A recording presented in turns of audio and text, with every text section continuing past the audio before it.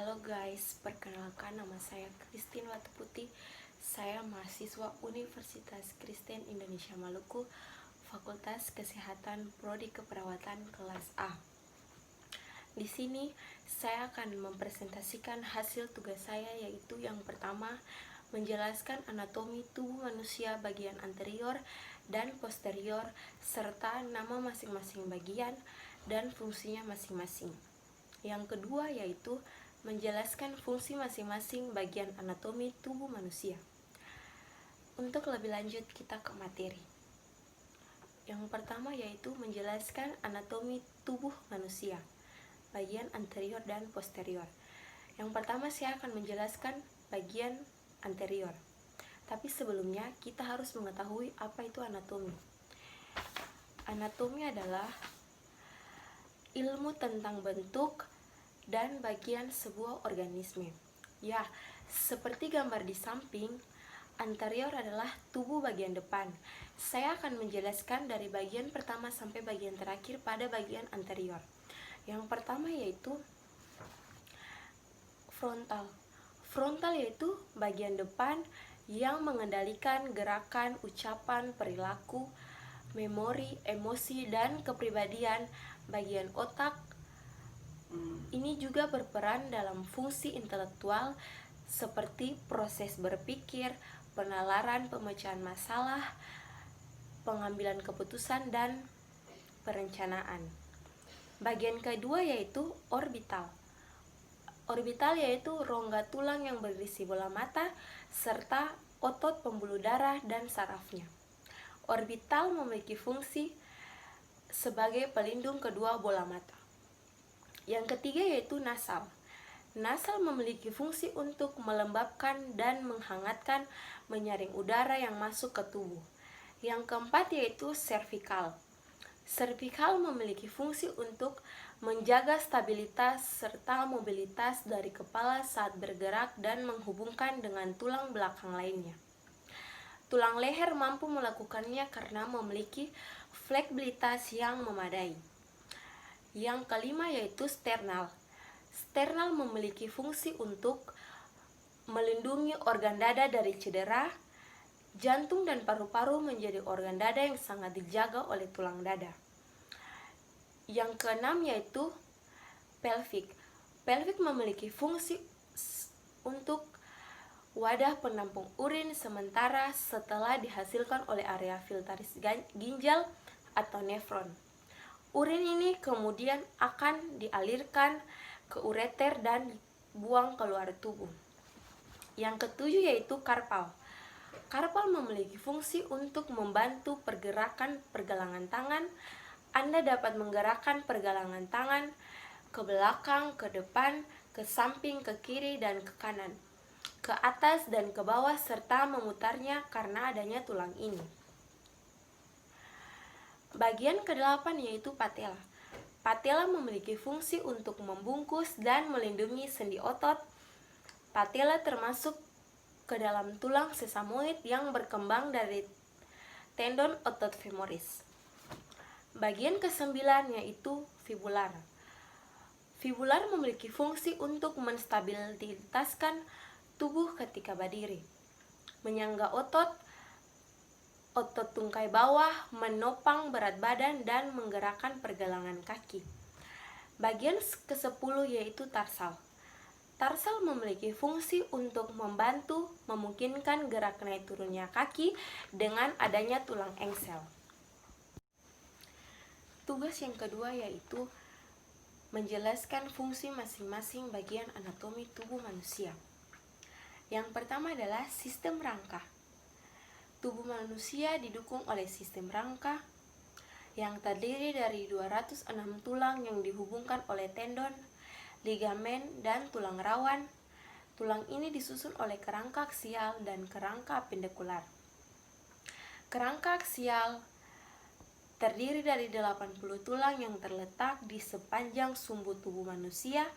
Kerangka aksial terdiri dari tengkorak, tulang telinga tengah, tulang rusuk, dan tulang belakang. Kerangka pendekular terdiri dari 126 tulang yang merupakan tulang-tulang pelengkap yang menghubungkan kerangka aksial. Kerangka pendekular terletak di daerah tungkai atas, tungkai bawah, panggul, dan bahu. Fungsi sistem rangka untuk bergerak, menopang, dan memberikan bentuk tubuh, melindungi organ-organ dalam, serta sebagai tempat melekatnya otot-otot. Yang kedua yaitu sistem otot. Sistem otot terdiri dari sekitar 650 otot yang membantu pergerakan, aliran darah, dan fungsi tubuh lainnya. Ada 3 jenis otot, yaitu otot rangka yang terhubung dengan tulang, otot polos yang ditemukan di dalam organ pencernaan, dan otot jantung yang ditemukan di jantung dan membantu memompa darah.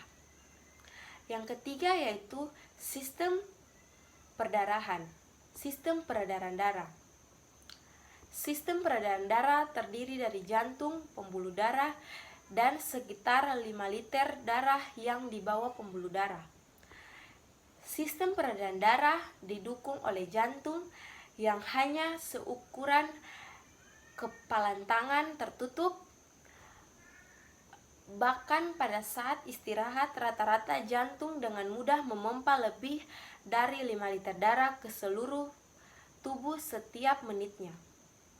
Sistem peredaran darah memiliki 3 fungsi utama, yaitu mengedarkan darah ke seluruh tubuh. Yang kedua, melindungi tubuh melalui sel darah putih dengan melawan patogen atau kuman yang telah masuk ke dalam tubuh. Yang kedua yaitu mempertahankan hemostatis atau keseimbangan kondisi tubuh pada beberapa kondisi internal. Yang keempat yaitu sistem pencernaan.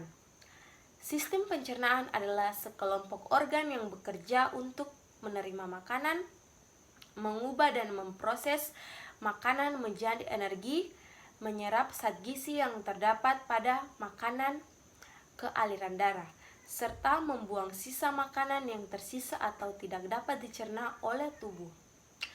Makanan melewati saluran pencernaan yang terdiri dari rongga mulut, faring atau tenggorokan, laring atau kerongkongan, lambung, usus halus, usus besar, dan berakhir di anus.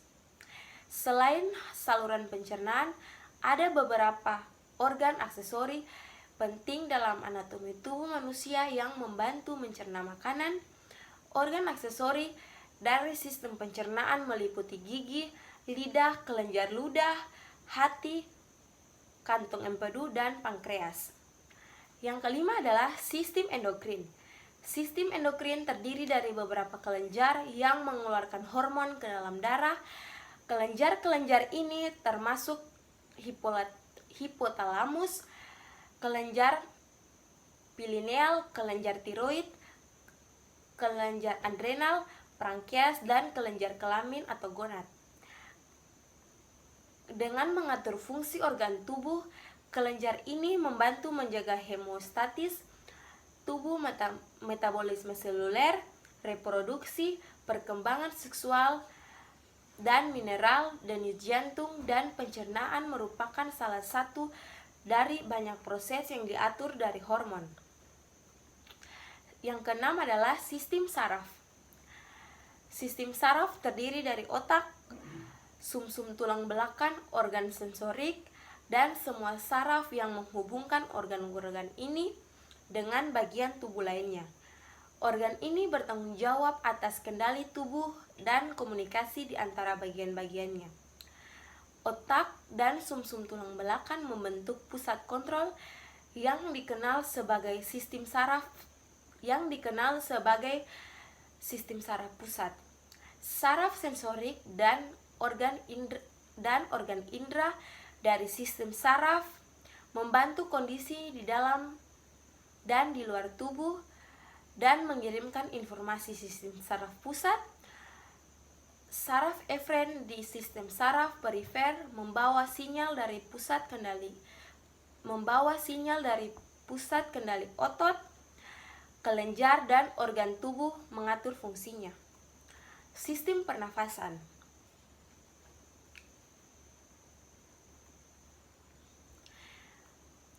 Sel-sel tubuh manusia membutuhkan aliran oksigen untuk tetap hidup. Sistem pernapasan menyediakan oksigen ke seluruh tubuh sambil mengeluarkan karbon dioksida dan produk limbah yang bisa mematikan jika dibiarkan menumpuk. Paru-paru berfungsi sebagai organ utama sistem pernafasan dengan pertukaran oksigen ke dalam tubuh dan karbon dioksida keluar dari tubuh.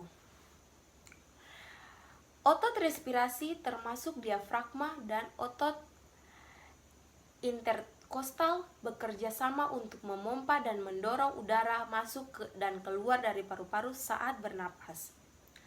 Yang kedelapan adalah sistem kekebalan tubuh. Sistem kekebalan tubuh adalah pertahanan tubuh terhadap bakteri, virus, dan patogen lainnya yang mungkin berbahaya dengan menjaga dan menyerang patogen-patogen tersebut. Ini termasuk kelenjar getah bening, limpa, sumsum tulang, leukosit, dan merupakan sel darah putih. Sistem limfatik. Dalam anatomi tubuh manusia, sistem limfatik mencakup kelenjar getah bening, saluran getah bening, dan pembuluh getah bening, dan juga berperan dalam pertahanan tubuh. Tugas utamanya adalah membuat dan memindahkan getah bening, cairan bening yang mengandung sel darah putih yang membantu tubuh melawan infeksi. Yang ke-10 yaitu sistem ekskresi dan urinaria. Sistem ekskresi mengeluarkan zat sisa yang tidak dibutuhkan lagi oleh manusia. Pada anatomi tubuh manusia, organ-organ ekskresi terdiri dari ginjal, hati, kulit, dan paru-paru. Sistem urinaria atau perkemihan termasuk ke dalam sistem ekskresi yang terdiri dari ginjal, ureter, kandung kemih, dan uretra. Ginjal menyaring darah untuk membuang limbah dan menghasilkan urin. Ureter, kandungan kemih, dan uretra bersama-sama membutuhkan saluran kemih yang berfungsi sebagai sistem untuk mengalirkan urin dari ginjal, menyimpannya, dan kemudian melepaskannya saat buang air kecil.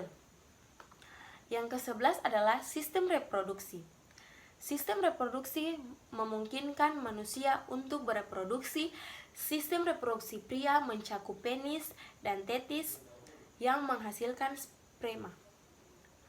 Sistem reproduksi wanita terdiri dari vagina, rahim, dan ovarium yang menghasilkan ovum atau sel telur. Selama pembuahan sel sperma bertemu dengan sel telur di tuba falopi, kedua sel tersebut kemudian melakukan pembuahan yang ditanamkan dan tumbuh di dinding rahim. Bila tidak dibuahi di dinding rahim yang telah menebal untuk mempersiapkan kehamilan akan luruh menjadi menstruasi. Yang ke-12 yaitu sistem integumen. Kulit atau sistem integumen adalah organ terbesar dalam anatomi tubuh manusia. Sistem ini melindungi dari dunia luar dan merupakan pertahanan pertumbuhan yang merupakan pertahanan pertama tubuh melawan bakteri, virus, patogen. Kulit juga membantu mengatur suhu tubuh dan menghilangkan limbah saat sisa melalui keringat. Selain kulit, sistem integumen meliputi rambut dan kuku. Demikian hasil tugas saya. Kurang lebih saya mengucapkan banyak terima kasih. Selamat malam dan shalom.